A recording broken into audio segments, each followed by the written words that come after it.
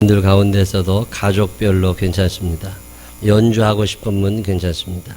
하나님 앞에 잘 못해도 괜찮아요. 하나님 앞에 나 찬양하고 싶다. 그런 분들 신청하시면 이 시간에 하나님 앞에 찬양할 수 있습니다. 오늘 예배 가운데 참여하신 여러분들에게 하나님의 은혜와 축복이 넘치게 되시기를 주님의 이름으로 축원합니다. 우리 옆 사람하고 인사하고 말씀 또 나누십시다. 살다 당신같이 이쁜 사람 옆에 앉긴 처음입니다. 시작.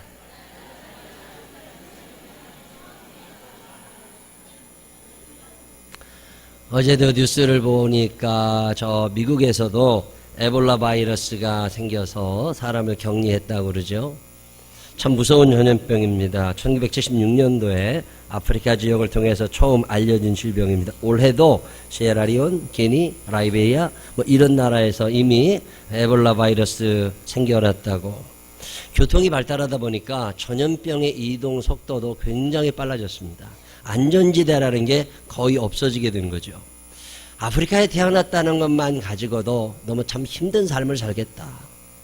지난주에도 EBS를 잠깐 봤더니 엄마가 딸을 데리고 물을 기르러 가요. 근데 굉장히 많아 짐이. 그래서 물 기르러 왜 그렇게 오래 가라고 그랬더니 3일을 가야 돼요. 물 기르러 3일을 가가지고 그 물을 길어서 낙타들에게 실어가지고 그리고 그걸 또 가지고 와서 며칠 지나면 또 물 기르러 가는 거야. 평생 그 일만 하고 사는 거죠. 깜깜한 밤에도 걸어가야 돼요. 방향을 어떻게 아느냐고 그랬더니 엄마가 딸에게 가르쳐 줍니다. 저 별을 보고 가야 되는데 별이 이렇게 가면 이렇게 가는 거고 별을 이렇게, 그리고 저 산을 넘어가 이 언덕을 몇 개 넘어가게 되면 거기 나무가 있고 그 나무 옆에 우물이 있고 이런 걸 가르쳐 주면서 딸을 데리고 가는 거야. 그런 걸 가만히 보고 있다가 참 왜 저 사람들은 저곳에 하나님께서 태어나게 하시고 나는 이 대한민국에 태어나게 하셔서 저렇게 안 살고 이렇게 방에 누워서 텔레비를 보게 하나님이 나를 만드셨을까? 이게 갑자기 부담감으로 다가오는 거예요. 하나님이 나를 이 나라에 태어나게 하셨고 공부하게 하셨고 목사가 되게 하셨고 행복하게 하셨다면 그만큼 하나님이 나한테 거는 기대도 크지 않으실까? 뭔가 하나님을 위하여 내가 하나님을 위하여 뭔가 아름다운 삶을, 보람 있는 삶을, 영향력을 미치는 삶을 살기를 원하지 않으실까? 이런 생각이 들었어요. 여러분 어떠세요? 얼마 전에도 우리가 캄보디아 갔다 와서 우리 학생들에게 너네 말 안 듣고 계속 공부도 안 하고 그러면 캄보디아 다시 가자고 그랬더니 아무도 안 간대요. 왜 하나님은 나를 그런 나라에 태어나게 안 하시고 이 나라에 태어나게 하셔서 침대에도 잠을 자게 하시고 수저로 밥을 먹게 하셨을까? 뭔가 하나님의 뜻이지 않겠나? 적어도 많이 받았다면 많은 기대가 하나님에게 있지 않으실까? 이런 생각이 들어서 지난주에 참 많이 회개했습니다. 하나님 아버지, 바로 살아갔어야 되는데 그러지 못했습니다. 하나님 주신 축복이 크니 감당해야 될 사명도 크건만 하나님 그리 살지 못한 날들의 죄들을 용서하여 주옵소서. 하나님 앞에 기도한 적이 있습니다. 그 많은 하나님의 섭리가 있다면 그 많은 하나님의 사명도 있을 거라는 생각을 가지게 되시기를 바랍니다. 하나님이 괜히 우리를 축복하시는 게 아닙니다. 하나님의 생명나무 교회와 교우들의 삶을 축복하실 때는 그만한 하나님의 이유가 있습니다. 이 하나님의 뜻, 이걸 분별해내고 이 하나님의 뜻에 맞게 살 때 우리는 천국에서 잘했다 칭찬받는 하나님의 사람들이 될 수 있지만 대강대강 살아버리게 되면 이 많은 축복을 하나님을 위하여 온전히 사용하지 못한 것 때문에 마지막 날 그곳에 가서 악하고 게으른 종이라고 꾸중들여야 함을 여러분이 기억하셔야 합니다. 이 병이라는 게 참 무서운 거잖아요. 전염병 얼마나 무섭습니까? 성경에도 보면 많은 전염병 이야기가 나오고 그 전염병은 때로는 하나님의 심판의 방법이기도 했습니다. 이스라엘 사람들, 그 사람들은 당연히 감사했어야 됩니다. 그런데 감사가 안 된 거예요. 애굽에서 종살이하고 있었는데 노예였는데 채찍에 맞으며 살았는데 목이 말랐고 먹을 게 부족했고 늘 힘든 인생 살았는데 그들이 하나님 앞에 기도하고 살려달라고 그래서 하나님이 모세라는 지도자를 보내셔서 그들을 애굽에서 건져내시잖아요.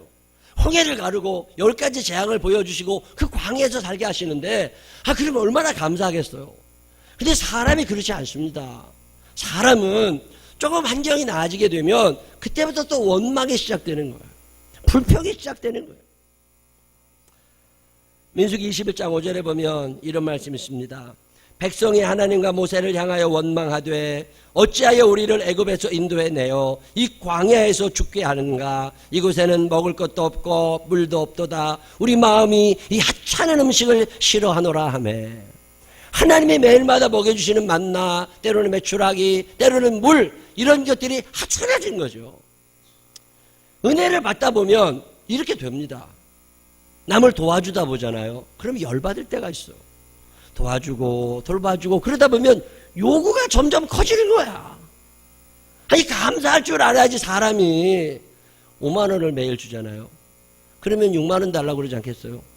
여러분 매일마다 하나님이 여러분 통장에 아침에 눈만 뜨면 5만 원씩 넣어주신다고 생각해봐. 한 3일은 너무 감사하지. 기대를 가지고 통장을 찍으러 ATM기 앞에 설 수 있습니다. 근데 며칠 지나면 무슨 생각이 들겠어요? 조금만 더 쓰시면 좋을 텐데. 하나님 돈도 많으시다며. 이런 생각이 왜 안 들겠어요? 그러다 보니까 원망이 나오는 거예요, 자꾸만. 근데 하나님, 이것 갖고는 안 됩니다. 더 많은 거 해주세요. 더 많은 거 해주세요. 이러다가 원망이 자꾸 생겨나서 하나님을 욕하기 시작하는 거죠. 하나님도 진노하셨습니다. 그래서 그들 사이에 뱀떼를 보내셨어요.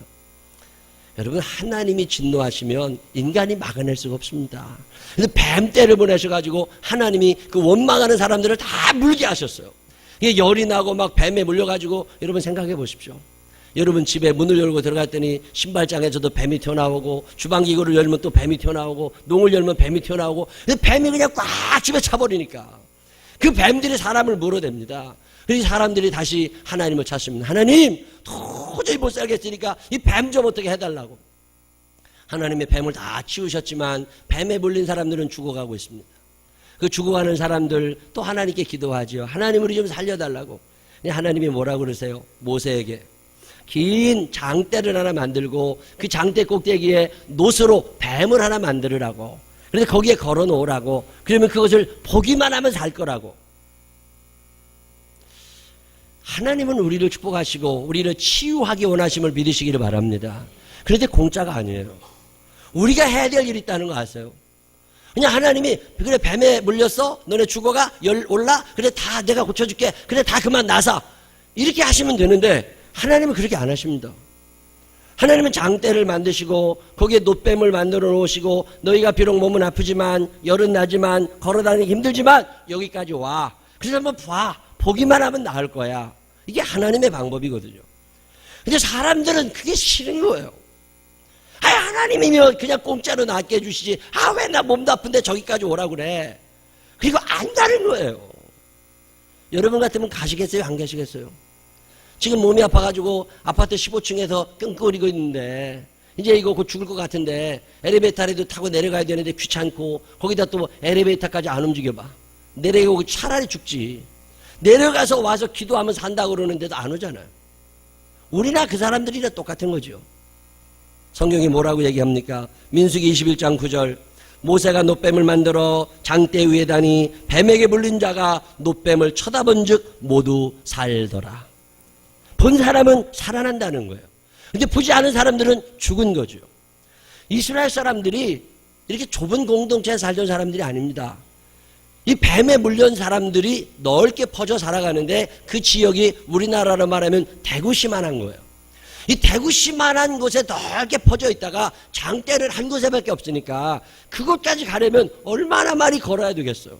힘들지만 땀이 나지만 그곳까지 간 사람들은 살았고 그곳에 가지 않은 사람들은 죽었다는 거잖아요. 하나님께서 우리들에게 어마어마한 축복을 해주길 원하시지만 거저가 아니라는 걸 아셔야 됩니다. 아무나 하나님 앞에 갈 수 있고 아무나 천국 가는 게 아니잖아요. 이 놋뱀에 놋뱀 장대 위에 높이 달렸던 놋뱀 이것은 신약성 용어로 넘어가면 십자가에 달리신 그리스도 예수를 상징하는 말입니다. 오늘 이 땅에 살면서 전염병에 걸려가지고 죄 가운데 살면서 그렇게 죽어가는 사람이 얼마나 많아요. 원망하고 불평하고 감사하지 못하고 저주를 퍼붓고 싶은 사람들이 또 얼마나 많아요. 그들이 나을 수 있는 방법을 너 저 십자가 높이 달리신 예수 그리스도를 바라다보고 그분을 믿으면 네가 산다. 아무리 하나님의 말씀해 주셔도 안 믿는 사람이 얼마나 많아. 우리 생명나무교회 모든 교우들은 십자가에 달리신 예수님을 여러분의 주인님으로 모시고 살게 되시기를 바랍니다.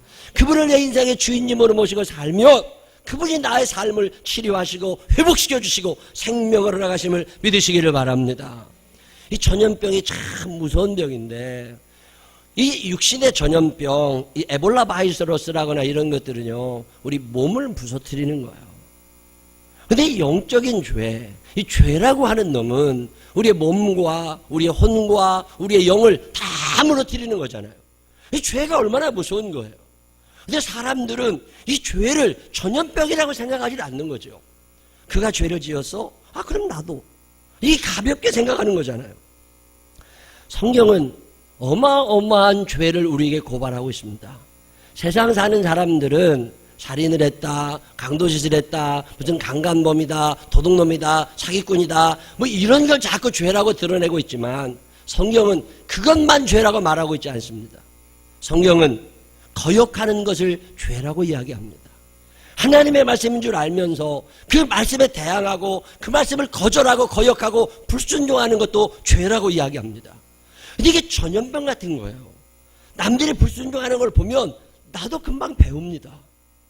배우라고 말하지 않았어도 금방 전염이 되는 거죠. 하나님을 멸시하고 예배를 소홀히 여기는 것, 세상 사람들이 볼 때는 아무것도 아니지만 하나님의 말씀으로 볼 때 이것은 어마어마한 죄라는 걸 아셔야 됩니다. 성경을 보면 하나님이 어마어마하게 싫어하시는 것 중에 하나가 예배를 소홀히 여기는 거예요. 아무나 하나님이 죽이지 않으셨거든요. 근데 우사라고 하는 사람이 하나님의 예배를 소홀히 여길 때 하나님이 그를 죽이십니다. 광야 생활하는 동안 아론이라고 하는 대제사장이 있잖아요. 이 제사장, 그의 아들 나답과 아비후, 어렸을 때부터 성전에서 살던 사람들입니다. 근데 너무 성전에서 오래 살다 보니까 하나님이 우스워진 거예요. 하나님의 예배가 소홀히 느껴졌습니다. 그래서 아론의 두 아들 나답과 아비후가 그릇된 예배를 드렸더니 하나님이 그들을 죽여버리십니다. 그렇게 생명을 살아가시는 하나님이 예배를 무시하는 사람들을 그냥 두지 않으신 거죠. 사무엘 선지자 직전에 엘리라고 하는 사사가 있었잖아요. 이 엘리라고 하는 사사의 두 아들 홈니와 비느하스도 예배를 소홀히 여기다가 하나님의 저주를 받아 죽습니다. 하나님은 예배를 굉장히 소중히 생각하시는데 이 전염병처럼 예배가 소홀해지기 시작한 거죠. 그 예배 때마다 매주마다 지각하시는 분들이 있어. 예배가 우스워진 거죠. 너무 많이 드리다 보니까. 제가 이거를 참 오래전에 깨달았습니다. 내가 예배를 많이 드리다 보니까 예배가 소홀히 여겨진 거예요. 아, 이래서는 안 되겠다. 이거 하나님을 내가 무시하고 있는 거다. 구청장을 한번 만나러 가려고 그래도, 무슨 장관이나 대통령을 만나려고 그래도 얼마나 조심스러울 텐데 하나님을 만나는데 이렇게 막 만나도 되나. 시간을 먼저 준비해야 되겠다. 제가 특별한 일이 아니면 예배 시간 전에 내려옵니다. 오늘도 9시가 예배면 8시 반 조금 넘으면 내려와서 기도하고 사람 만나고 준비하려고 그러잖아요. 하나님을 무시하고 싶지 않은 거예요. 하나님은 소홀히 여기시는 분이 아니잖아요. 예수 안 믿는 사람들은 그렇게 해도 돼. 예수 안 믿는 사람들은 예배를 안 드려도 괜찮아. 그런데 예수를 믿고 하나님의 자녀됨을 확인하는 사람들은 하나님이 얼마나 중요하신 분인지 알잖아요. 이 전능하신 하나님, 이 거룩하신 하나님, 우리 아빠, 아버지 되시는 하나님 앞에 나올 때 이 예배가 얼마나 소중한 거예요. 그래서 옷도 한번 생각해 보게 되고 머리도 한번 다듬어 보게 되고 사람 앞에 잘 보이려는 게 아니라고 내 마음도 다스려 보게 되고, 그리고 하나님 앞에 나와 예배 드릴 때마다 하나님 한 주간의 삶을 인도하셔서 감사하고 도와주심 감사하고 용서하심 감사하고 이 예배를 소중하게 생각하는 사람, 그 사람들은 하나님이 축복하시고 사랑하셨지만 예배가 소홀히 여겨지는 사람들을 단 한 번도 하나님은 사랑하고 축복하신 적이 없으십니다.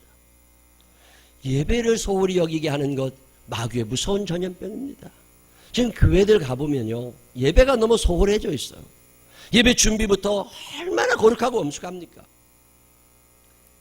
예배를 방해하는 요소들, 아이의 울음소리, 핸드폰, 그래서 다 조심하는 거잖아요. 또 무엇을 죄라고 얘기합니까? 잠언 14장 21절에 보면 이웃을 업신 여기는 자는 죄를 범하는 자요, 빈곤한 자를 불쌍히 여기는 자는 복이 있는 자니라. 이웃을 업신 여기, 그럴 수 있죠. 내 이웃집 사는 사람이 가난하다고, 대학에 떨어졌다고, 돈벌이가 시원치 않다고, 뭐 외모가 딸린다고 무시하고 없인 여기는 사람 얼마나 많아요. 우리 교회도 지난번에 신방 가서 보니까 주차 안내를 하시는 분이 계세요.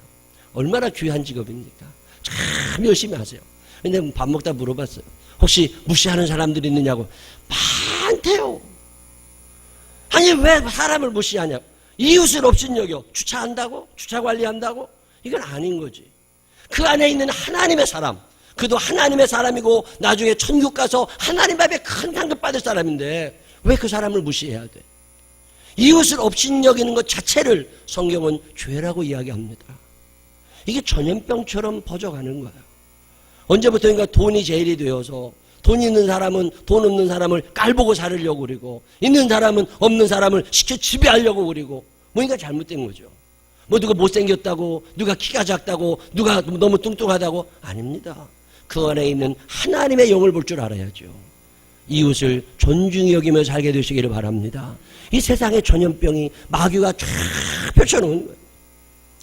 선인 줄 알면서 자기 고집이나 그릇된 판단 때문에 선하게 살지 않는 것도 죄라고 성경은 지적합니다. 야고보 4장 17절 그러므로 사람이 선을 행할 줄 알고도 행하지 아니하면 죄니라. 선하다는 거 알아. 그렇게 해야 돼. 근데 시간도 없고 관도 이러지 말으라는 거예요. 다 할 수는 없지만 내가 할 수 있는 최선을 다해서 선하게 살게 되시기를 바랍니다. 여러분의 신앙의 양심이 이야기하는 것들이 있으면 그냥 지키세요. 엘리베이터 타고 올라가는데 엘리베이터에 뭐 껌종이라도 하나 떨어져 있으면 누군가 치우겠지. 그렇게 생각하지 말고 그게 착한 일이라고 생각하면 그냥 하시라는 거예요. 그 착한 일을 서슴없이 그냥 하는 사람, 그 사람들은 선한 사람인 거고 그 사람은 죄를 안 지은 사람인 거고 착한 일인 줄 알매도 불구하고 하지 않은 것을 성경은 죄라고 이야기합니다. 이게 무지막지한 마귀의 전염 쫙 지금 막 돌아가고 있죠. 안 해요. 남들이 하겠지. 믿음 없는 것도 죄지요. 절망하며 살아가는 게 얼마나 큰 죄입니까? 마귀가 우리에게 심어놓는 안 된다는 생각, 무서운 생각입니다. 하나님이 함께 하시면 가능한 줄로 믿으시기를 바랍니다. 시편 71편 14절에 있는 말씀 나는 항상 소망을 품고 주를 더욱더욱 찬송하리이다. 소망은 계산해서 답 나올 때까지는 게 소망이 아닙니다. 계산해서 답은 안 나오지만 사람의 한계가 분명히 있지만 그럼에도 불구하고 하나님이 나와 함께 하시고 하나님의 말씀이 계시기에 항상 소망을 갖는 것, 여기에 그리스도인의 삶이 있습니다. 마귀는 우리에게 절망을 심어줘요. 부정적인 말을 자꾸 하게 합니다. 로사다 비율이라고 그러죠. 2.9 대 1. 60개 회사를 가지고 통계냈다고 그러죠. 그저 그런 회사, 점점 망해가는 회사, 잘 되는 회사 통계를 냈대요. 그들은 어떤 말을 쓰면 회사에 일을 하는가. 그랬더니 좋은 말 한 3번 정도, 2.9니까 좋은 말 한 3번 정도 하고 안 좋은 말 1번 정도 하는 회사는 본전. 좋은 말 1번 하고 나쁜 말 2번 하는 회사는 무너진대요. 적어도 3번 이상 좋은 말 할 수 있어, 될 거야. 하나님이 도와주셔. 이런 얘기 한 3번 하고 1번 그래도 이거 참 안 될 것 같은데. 이런 적어도 2.9 대 1의 비율을 보다 나으면 그 회사가 일어나고 2.9 대 1보다 낮으면 무너져 내리더라는 거죠. 근데 이것이 가정으로 돌아가면 비율이 더 커진답니다.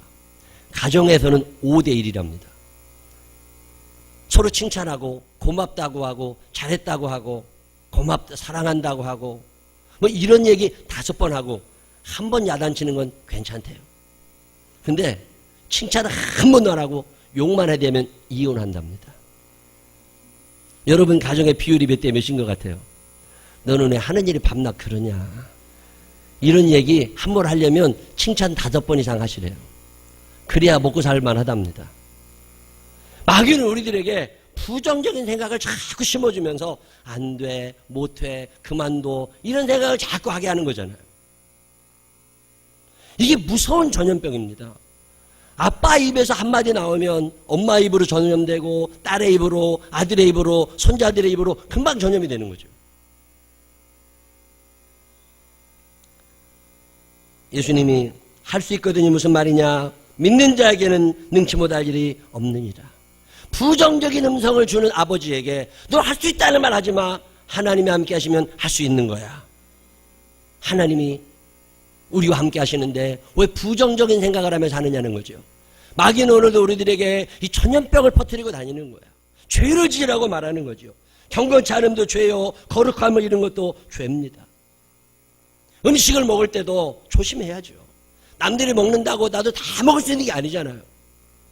다른 사람들이 다 술 먹는다고 나도 먹을 필요는 없는 거라고. 내가 하나님의 자녀라면 하나님의 자녀답게 살아야 그것이 하나님의 사람이 되는 거지. 내가 하나님의 자녀라고 하면서도 세상을 너무 흉내내게 되면 우리는 하나님의 자녀가 아닌 거죠. 그건 죄라는 거예요. 이게 무서운 전염병입니다. 인본주의. 사람이 좋으면 좋은 거지 뭐. 문화가 그런데 아니라는 거죠.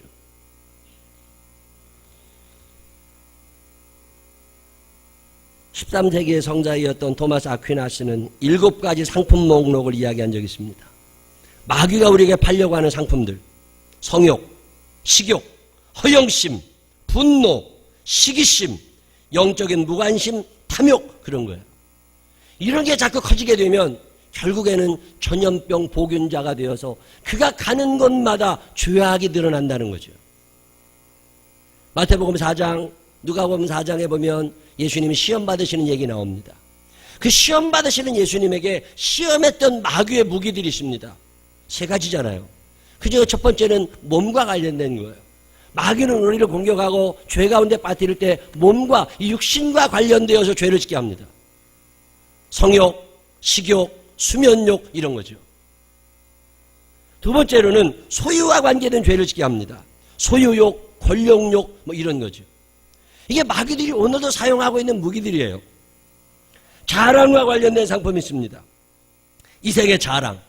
하나님이 받으셔야 할 영광을 내가 가로채고 싶은 거고 하나님께 돌려야 될 영광을 재수 좋았다고 돌리게 되는 거죠.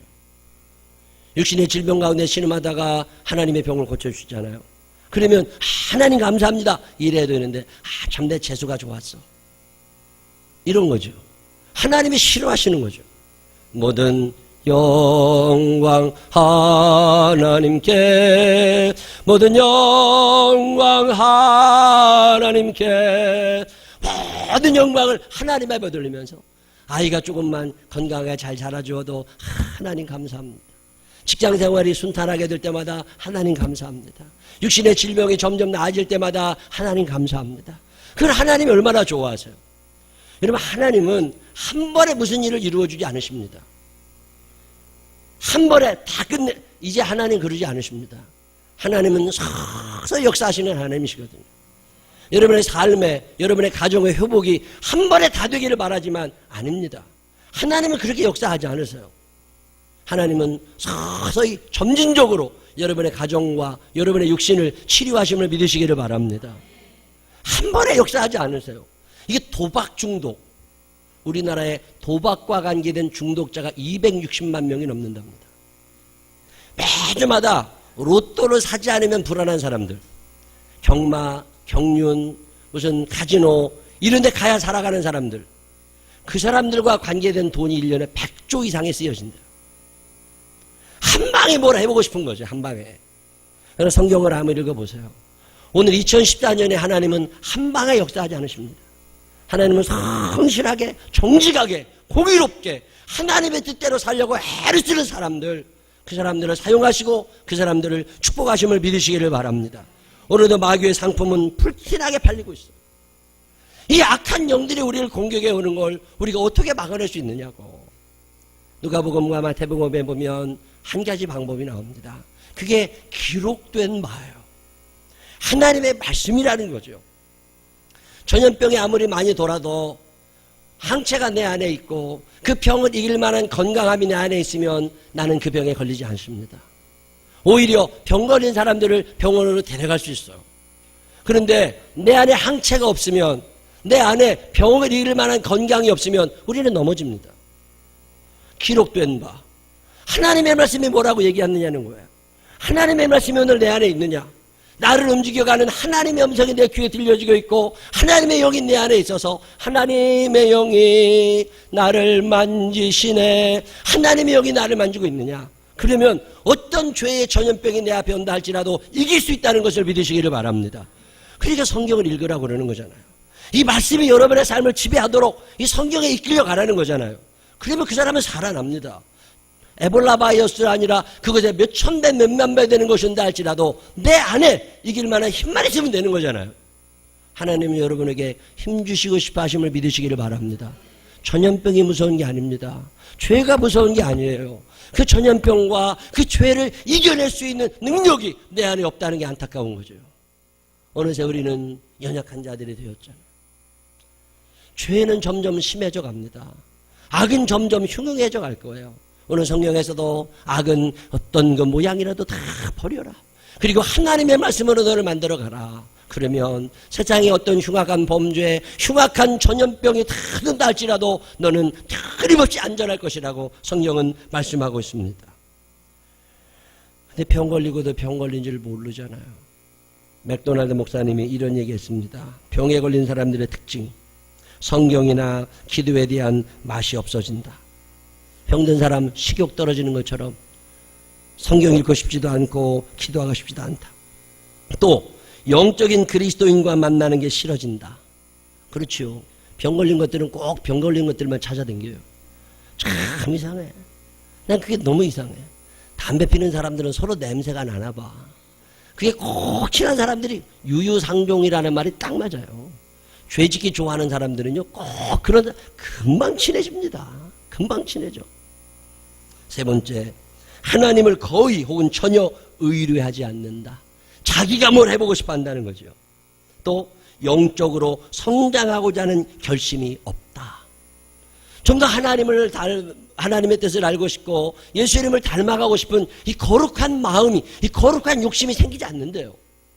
그러니까 그렇게 병 걸려 사는 거죠. 그리고 서서히 죽어가면서도 자기가 죽어가는 걸 모르는 거죠. 그러니까 십자가에 달리신 그리스도 예수를 바라다 보면 너의 병이 나을 거라고 말씀하시는데도 불구하고 안 가는 거잖아요. 그들은 행복하지 않답니다. 행복한 척하고 사는 거예요. 근데 행복하지 않아. 그러니까 술을 먹어야 되고, 그러니까 마약을 찾는 거고, 그러니까 춤을 추러 다녀야 되고, 뭔가 몸으로 행복해지고 싶은 거죠, 억지로. 내 안에 있는 기쁨이 없는 거죠.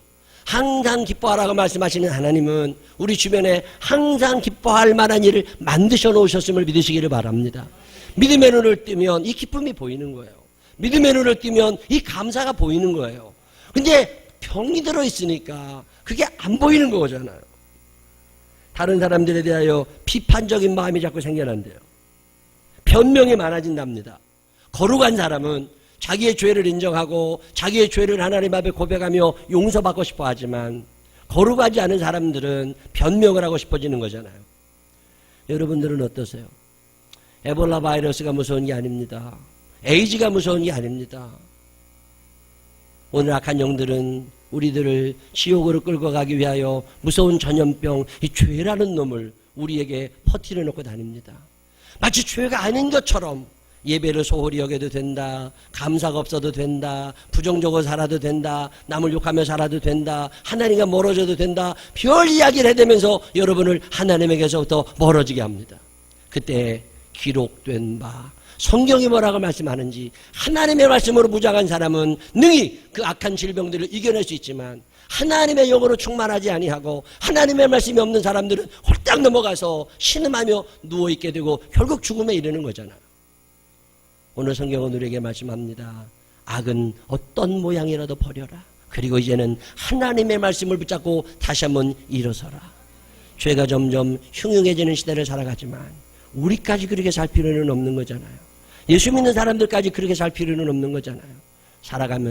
살아가면서 다른 기준을 가지고 다른 뜻을 품고 세상과 닮지 않더라도 예수님을 닮아 거룩함을 유지하는 가운데 어떤 죄의 전염병 앞에서도 강하고 담대하게 이겨나갈 수 있는 우리 모두가 되시기를 주님의 이름으로 축원합니다. 기도하겠습니다. 하나님 아버지, 문 밖을 나가게 되고 직장생활 하다 보면 참 많이 죄를 짓게 됩니다.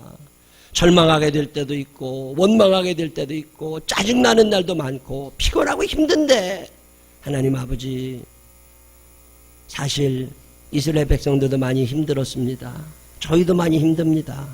그렇지만 하나님 아버지, 그곳에서 머뭇거리며 악한 사람들과 함께 친하게 그렇게 살지 않게 하여 주시옵시고, 다시 한번 하나님의 뜻을 생각하며 나에게 주시는 하나님의 사명, 하나님의 음성 생각할 수 있도록 우리를 다스려 주시옵소서. 세상 흉내내며 살지 않게 하여 주시옵시고, 예수님 닮아가게 하여 주시옵시고, 하나님은 왜 나에게 이런 좋은 직장과 좋은 일터, 좋은 사람들 이렇게 주셨는가 생각해보며 감사로 출발할 수 있는 우리들이 되게 하여 주옵소서. 악한 영들이 주님 전염병처럼 죄를 퍼뜨려 놓고 있습니다. 사람들이 다 속아 넘어가고 그 병에 걸려서 죽어가면서도 그것을 알지를 못합니다. 저 십자가에 높이 달리신 예수님을 바라보면 일어날 수 있는 것을, 말씀이 없어진 우리를 용서하여 주시옵시고, 다시 한번 우리를 주의 말씀 앞에 세워주시어서 이 약한 세상 가운데 거룩함을 유지하며 살아갈 수 있는 당신의 자녀들 되게 하여 주옵소서. 하나님의 말씀으로 항체를 삼게 하여 주시어서 죄를 이겨나가고 천국에 갈 수 있는 믿음의 사람들 되게 하여 주옵소서.